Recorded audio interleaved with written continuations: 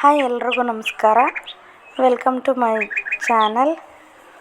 ಏನಪ್ಪ ಅಂದರೆ ಬೆಳಗ್ಗೆ ಎದ್ಬಿಟ್ಟು ಬೆಳಗ್ಗೆ ಅಂದರೆ ಸ್ವಲ್ಪ ಲೇಟಾಗಿ ಎದ್ದೆ ಇವತ್ತು. ಎದ್ದು ಮೇಲ್ಗಡೆ ಹೋದೆ. ಫುಲ್ ಒಂಥರ ಇಷ್ಟು ದಿನ ಬಿಸಿಲು ಇದ್ದಿದ್ದು.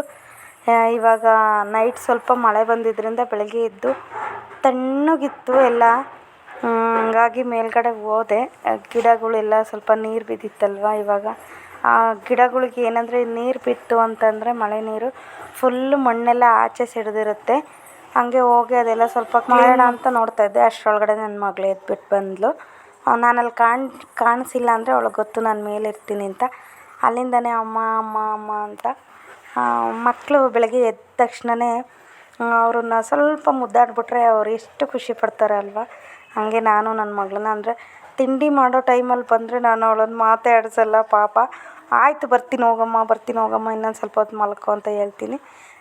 ಬಟ್ ನಾನು ಫ್ರೀಯಾಗಿದ್ದಾಗ ಬಂದಂದರೆ ನಾನು ಹಿಂಗೆ ಮುದ್ದಾಡ್ಬಿಡ್ತೀನಿ ಸ್ವಲ್ಪ ಹೊತ್ತು. ಅವಳಿಗೂ ಅಷ್ಟೇ ಖುಷಿ ನಾನು ಎತ್ಕೊಂಡು ಮುದ್ದಾಡಿದ್ರೆ. ಅವಳಿಗೆ ಯಾವಾಗಾದರೂ ಬೇಜಾರಾಯ್ತಂದರೆ ಆಟ ಆಡ್ತಿದ್ದವಳು ಬರ್ತಾಳೆ. ಅವಾಗವಾಗ ನೆನ್ಪು ಮಾಡಿಕೊಂಡು ಅಮ್ಮ ನನ್ನ ಮುದ್ದಾಡಿ ಅಮ್ಮ ಸ್ವಲ್ಪ ಹೊತ್ತು ನನ್ನ ಎತ್ಕೊಳ್ಳಿ ಅಮ್ಮ ಅಂತ ಎಲ್ಲ ಹೇಳ್ಕೊಂಡು ಬರ್ತಾ ಇರ್ತಾಳೆ. ಆಮೇಲೆ ಏನು ಟಿಫನ್ ಮಾಡೋದು ಅನ್ನೋದು ಒಂದು ಟೆನ್ಷನ್ನು. ಬೆಳಗ್ಗೆ ಎದ್ದರೆ ನೈಟೇ ಏನು ಮಾಡಬೇಕು ಅಂತ ಅಂದ್ಕೊಂಡು ಮಲ್ಕೊಂಡ್ರೆ ಮಾಡಿಬಿಡ್ಬೋದು. ಆದರೆ ಬೆಳಗ್ಗೆನೇ ಏನು ಮಾಡೋದು ಅಂತ ಬೆಳಗ್ಗೆ ಯೋಚನೆ ಮಾಡಬೇಕು ಅಂತಂದರೆ ಅದು ಫುಲ್ಲು ಒಂಥರ ತಲೆಗೆಲ್ಲ ಸಿಕ್ಕಾಪಟ್ಟೆ ಹುಳಗಳು ಓಡಾಡ್ಬಿಡ್ತವೆ. ಏನು ತಿಂಡಿ ಮಾಡೋದು ಅಂತ. ಆಮೇಲೆ ಫೈನಲಿ ಕರ್ಬೇವಿನ ಸೊಪ್ಪು ತಂದಿದ್ದೆ ಮೊನ್ನೆ. ಹಂಗಾಗಿ ಕರ್ಬೇವಿನ ಸೊಪ್ಪಿನ ಚಿತ್ರಾನ್ನ ಮಾಡೋಣ ಅಂದ್ಕೊಂಡು ಬಂದೆ.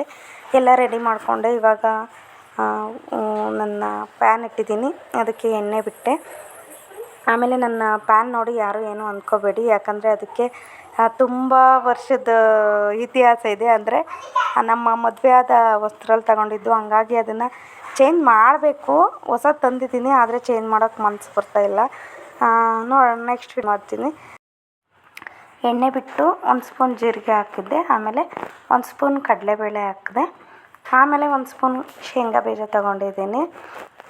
ಇದೆಲ್ಲ ಫ್ರೈ ಮಾಡ್ಕೋಬೇಕು. ಆಮೇಲೆ 5ರಿಂದ 6 ಒಣಮೆಣ್ಸಿನ್ಕಾಯಿ ಹಾಕಿದ್ದೆ.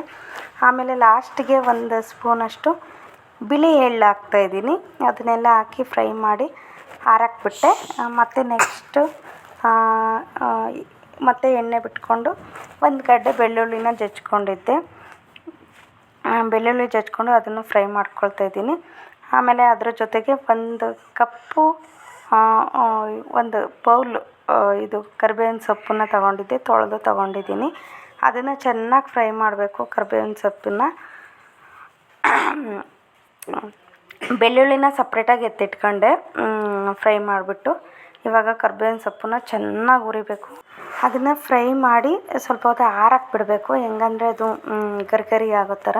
ಆದರೆ ನನಗೆ ಅಷ್ಟೊಂದು ಟೈಮ್ ಇರಲಿಲ್ಲ, ಹಂಗಾಗಿ ಅದನ್ನು ಜಾರಿಗೆ ಹಾಕ್ಕೊಂಡೆ. ಒಂದು ಜಾರಿಗೆ ಹಾಕ್ಕೊಂಡು ಕರಿಬೇವಿನ ಸೊಪ್ಪನ್ನ ಫುಲ್ಲು ಅದು ಏನು ಹುರಿದಿದ್ವಲ್ಲ ಆ ಕರಿಬೇವಿನ ಸೊಪ್ಪನ್ನ ಫಸ್ಟು ಜಾರಿಗೆ ಹಾಕ್ಕೊಂಡು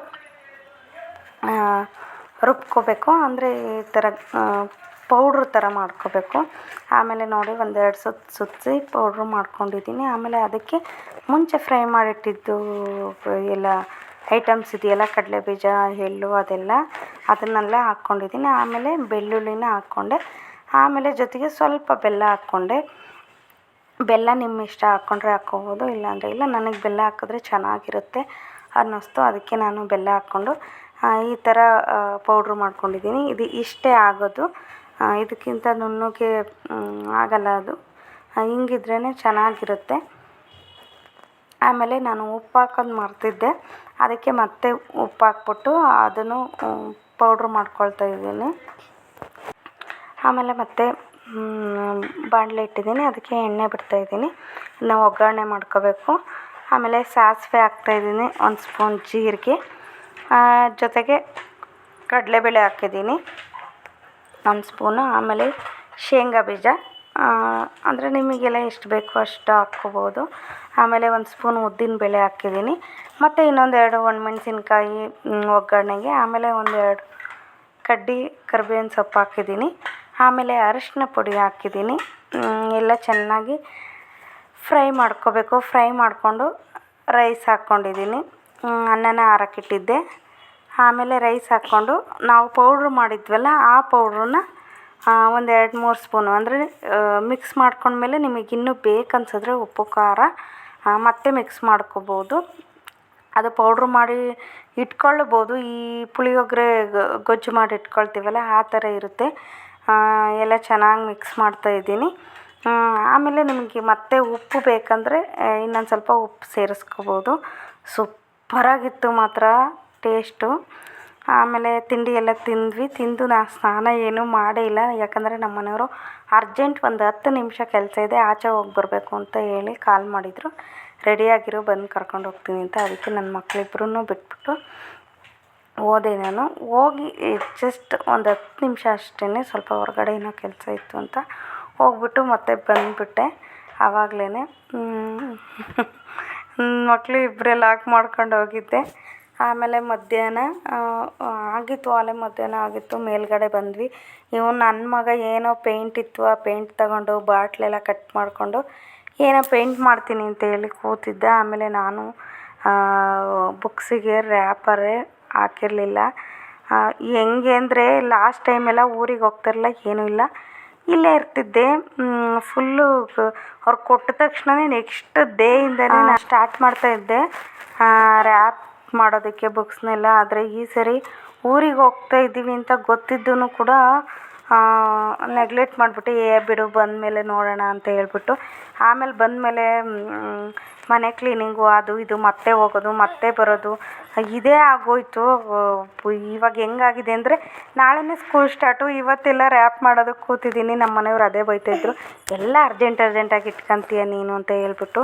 ಅಲ್ಲೇ ಮೇಲ್ಗಡೆ ಕೂತಿದ್ದೆ. ಟೈಮ್ ಆಗಿರೋದೇ ಗೊತ್ತಿಲ್ಲ. ಇಡೀ ಬುಕ್ಸು ನನ್ನ ಮಗಂದು ಎಲ್ಲ ಸುಮಾರು ಒಂದು 60 ಬುಕ್ಸ್ ಏನೋ ಇತ್ತು.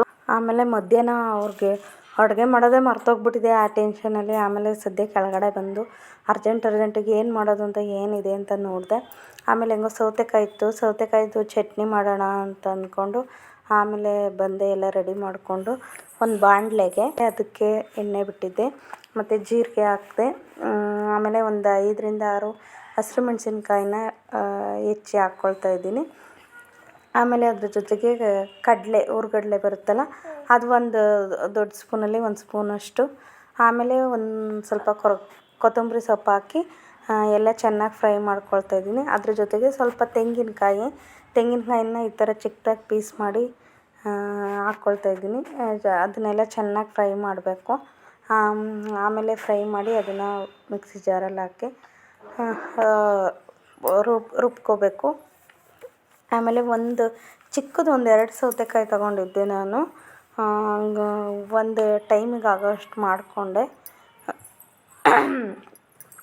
ಅದನ್ನೆಲ್ಲ ಹಾಕ್ಬಿಟ್ಟು ಅದ್ರ ಜೊತೆಗೆ ಸ್ವಲ್ಪ ಉಪ್ಪು ಹಾಕ್ಬಿಟ್ಟು ಆಮೇಲೆ ಮತ್ತೆ ಇದ್ರ ಜೊತೆಗೆ ಸ್ವಲ್ಪ ಹುಣಸೆ ಹಣ್ಣು ಹಾಕ್ಕೊಳ್ತಾ ಇಲ್ಲ ನಾನು. 1 ಸ್ಪೂನಷ್ಟು ಹುಣಸೆ ರಸನ ಬಿಟ್ಕೊಳ್ತಾ ಇದ್ದೀನಿ. ಬೇಕಿದ್ದರೆ ಬೆಲ್ಲ ಏನಾದರೂ ಹಾಕ್ಕೋಬೋದು, ಆದರೆ ಸೌತೆಕಾಯಿ ಸ್ವೀಟ್ ಆಗುತ್ತೆ ಅಂತ ನಾನು ಹಾಕ್ಕೊಳ್ಳಿಲ್ಲ. ಆಮೇಲೆ ಸ್ವಲ್ಪ 1-2 ರೌಂಡ್ ಅದನ್ನು ಪುಡಿ ಮಾಡಿಬಿಟ್ಟು, ಅಂದರೆ ತೆಂಗಿನಕಾಯಿ ಎಲ್ಲ ನುಣ್ಣಗಾಗಬೇಕಲ್ವ, ಕಡಲೆ ಅದೆಲ್ಲ. ಆಮೇಲೆ ಅದ್ರ ಜೊತೆಗೆ ಇವಾಗ ಸೌತೆಕಾಯಿ ತುರಿದಿಟ್ಟಿದ್ದ ಸೌತೆಕಾಯಿನ ಹಾಕಿ ರುಬ್ಕೊಳ್ತಾ ಇದ್ದೀನಿ. ಆಮೇಲೆ ಅದನ್ನು ಮತ್ತೆ ಒಗ್ಗರಣೆ ಹಾಕಬೇಕು ಅಷ್ಟೇ. ಎಣ್ಣೆ ಬಿಟ್ಟು ಅದಕ್ಕೆ ಸಾಸಿವೆ ಹಾಕಿ ಆಮೇಲೆ ಸ್ವಲ್ಪ ಕಡಲೆಬೇಳೆ ಹಾಕಬೇಕು. ಉದ್ದಿನಬೇಳೆ ಹಾಕಿ ಮತ್ತು ಒಂದು 2 ಒಣಮೆಣಸಿನ್ಕಾಯಿ ಹಾಕಿದೆ. ಒಣಮೆಣಸಿನ್ಕಾಯಿ ಹಾಕಿ ಅಷ್ಟೇ. ಕರ್ಬೇವಿನ ಸೊಪ್ಪು ಹಾಕಿದೆ. ಒಂದು ಕಡ್ಡಿಯಷ್ಟು ಕರ್ಬೇವಿನ ಸೊಪ್ಪು ಹಾಕಿ ಚೆನ್ನಾಗಿ ಫ್ರೈ ಮಾಡಿ ಆಮೇಲೆ ಚಟ್ನಿಗೆ ಹಾಕಿ ಮಿಕ್ಸ್ ಮಾಡೋದು ಅಷ್ಟೇ. ಸಿಂಪಲ್ ಚಟ್ನಿ. ಮಧ್ಯಾಹ್ನ ಅರ್ಜೆಂಟಿಗೂ ಮಾಡ್ಬೋದು. ಬಿಸಿಲು ತುಂಬ ಇತ್ತು ಅಂತ ಅಂದರೆ ಏನಾಯ್ತು ಅಂದರೆ ನೈಟೆಲ್ಲ ಫುಲ್ ಮಳೆ ಬಂದಿದೆ. ಇವಾಗ ಮಧ್ಯಾಹ್ನ ಅಂತೂ ಸಿಕ್ಕಾಪಟ್ಟೆ ಬಿಸಿಲಿತ್ತು. ನನಗಂತೂ ಅಲ್ಲಿ ಎದುರುಗಡೆ ಕೂತ್ಕೊಂಡು ಬಿಸಿಲಿಗೆ ಫುಲ್ಲು ತಲೆ ಎಲ್ಲ ನೋವು ಬಂದಿತ್ತು, ಅಷ್ಟು ಬಿಸಿಲು. ಆಮೇಲೆ ಅಲ್ಲಿಂದ ಆ ಕಡೆಗೆ ಶಿಫ್ಟ್ ಮಾಡಿ ಫುಲ್ಲೆಲ್ಲ ಮುಗಿಸ್ದೆ. ಆಮೇಲೆ ಜೊತೆಗೆ ಸ್ವಲ್ಪ ಲಾಸ್ಟಿಗೆ ಕೊತ್ತಂಬರಿ ಸೊಪ್ಪನ್ನು ಹಾಕ್ಬಿಟ್ಟು ಎಲ್ಲ ಫ್ರೈ ಮಾಡಿ ಚಟ್ನಿಗೆ ಮಿಕ್ಸ್ ಮಾಡೋದು ಅಷ್ಟೇ. ತುಂಬ ಚೆನ್ನಾಗಿತ್ತು. ಅನ್ನಕ್ಕೆ ಚಪಾತಿಗೆ ಇನ್ನೂ ತುಂಬ ಚೆನ್ನಾಗಿರುತ್ತೆ, ಆದರೆ ಅನ್ನಕ್ಕೇ ತುಂಬ ಚೆನ್ನಾಗಿತ್ತು. ನನ್ನ ಮಕ್ಕಳು ಸದ್ಯ ಹೊಟ್ಟೆ ಹಶ್ವಾಗಿದ್ದಕ್ಕೂ ಅದಕ್ಕೂ ಚೆಂದ ಹೊಟ್ಟೆ ತುಂಬ ಊಟ ಮಾಡಿದ್ರು. ಆಲೇ ಇನ್ನೇನು 3 ಗಂಟೆ ನಾನೆಲ್ಲ ರೆಡಿ ಮಾಡೋ ಅಷ್ಟೊತ್ತಿಗೆ 4 ಗಂಟೆನೇ ಆಯಿತು. ರೈಸ್ ಮಾಡಿ ಚಟ್ನಿ ಮಾಡಿ ಎಲ್ಲ ಮುಗಿಸೋ ಅಷ್ಟೊತ್ತಿಗೆ. ಆಮೇಲೆ ನನ್ನ ಮಗಳನ್ನ ಸ್ವಲ್ಪ ಹೊತ್ತು ಮಲಗಿಸಿದ್ದೆ. ಆಮೇಲೆ ಪಾಪ ಅದು ಎದ್ದು ಬಂತು, ಕರ್ಕೊಂಡೋಗ್ಬಿಟ್ಟು ಅದನ್ನು ಊಟ ಮಾಡಿಸ್ತಾ ಇದ್ದೀನಿ. ಆಮೇಲೆ ಮುಗೀತು, ಸಂಜೆ ಕತ್ತಲಾಯಿತು. ಇನ್ನೂ ಸ್ವಲ್ಪ ಮಿಕ್ಕಿತ್ತು, ಆದರೆ ಆಗಲಿಲ್ಲ ನನಗೆ. ಸಾಕು ನಾಳೆ ನೋಡ್ಕೊಳ್ಳೋಣ ಅಂತ ಹೇಳ್ಬಿಟ್ಟು ಎಲ್ಲ ತಗೊಂಡು ಕೆಳಗಡೆ ಬರ್ತಾಯಿದ್ದೀನಿ. ಬೆಳಗ್ಗೆಯಿಂದ ನಾನು ನನ್ನ ಮಕ್ಕಳು ಯಾರ್ದು ಸ್ನಾನ ಇಲ್ಲ, ಏನೂ ಇಲ್ಲ, ಹಂಗೆ ಫುಲ್ಲು ಇವತ್ತೆಲ್ಲ ಬಿಝಿ. ಇವತ್ತು ಫುಲ್ ಡೇ ವ್ಲಾಗ್ ಇದು. ಓಕೆ ಫ್ರೆಂಡ್ಸ್, ಇಷ್ಟೇ ಇವತ್ತಿನ ವಿಡಿಯೋ. ಇಷ್ಟ ಆದರೆ ಪ್ಲೀಸ್ ಲೈಕ್ ಮಾಡಿ, ಶೇರ್ ಮಾಡಿ, ಕಮೆಂಟ್ ಮಾಡಿ, ಪ್ಲೀಸ್ ಸಬ್ಸ್ಕ್ರೈಬ್ ಮಾಡ್ಕೊಳ್ಳಿ. ಸಿಗ್ತೀನಿ ನೆಕ್ಸ್ಟ್ ವಿಡಿಯೋದಲ್ಲಿ. Thank you for watching. Bye.